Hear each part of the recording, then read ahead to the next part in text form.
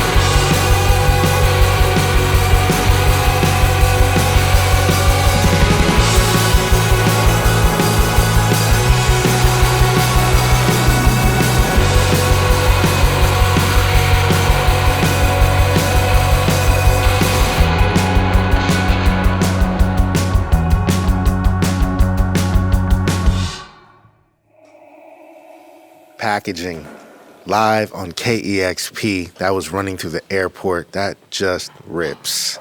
And from the second we started playing that song, it was being hotly requested.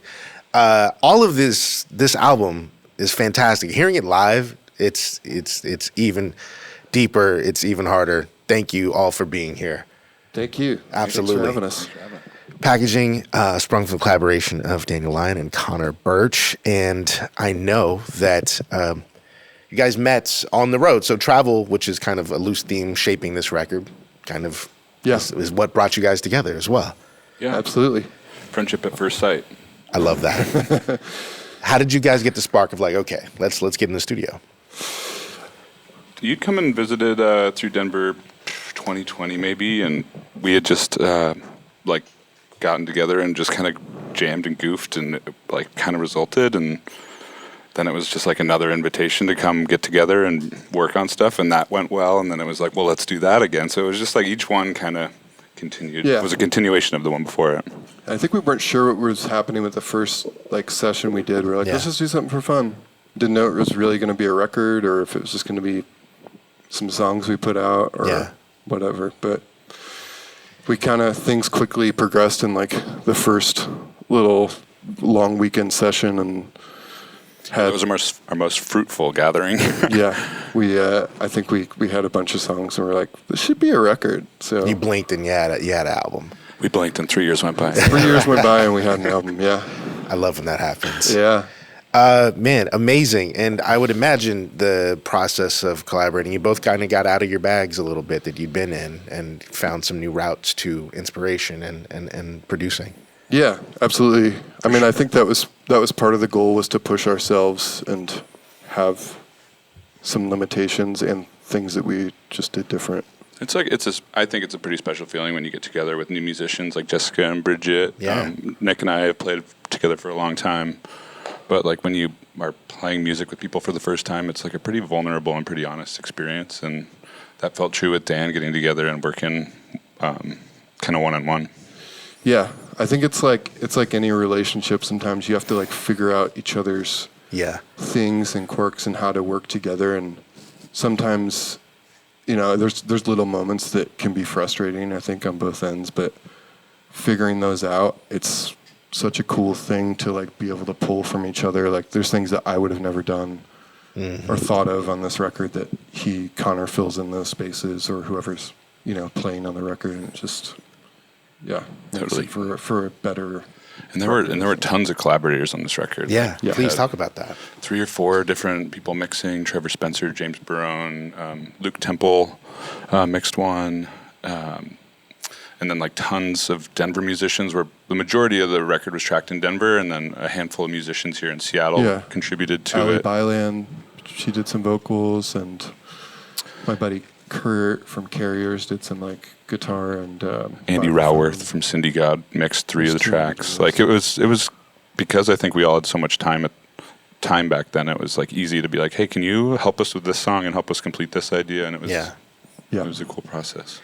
And talk to me about the process of, you got the record nailed down, there's excitement around it, and then you've got to bring it to life live.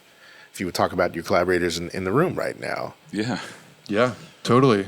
Yeah, I mean, I think Nick played a bunch of drums on the record, so that was an easy one to transfer over to.